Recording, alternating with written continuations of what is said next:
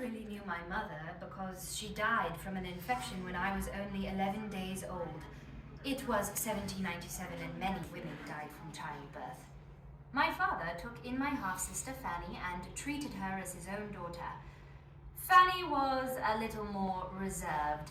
As for me, well, I was a bit of a wild child, or as Papa described me, singularly bold, somewhat imperious, and active of mind. My father was always in debt, struggling to pay his bills, so eventually he remarried a woman of means. Oh, how I disliked my stepmother. She was always throwing temper tantrums and causing problems between my father and me. Charles and Claire, my step-siblings, weren't so bad.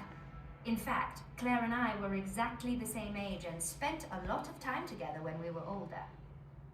I didn't go to school, but my governess and father taught me. I read a lot and listened in on the many thought-provoking conversations between Papa and his friends, many of whom were well-known intellectuals. Even though people were always around, I was so lonely. I idolized my mother and often visited her grave, talking with her, reading, thinking, dreaming. Some of those dreams turned into the stories that I wrote.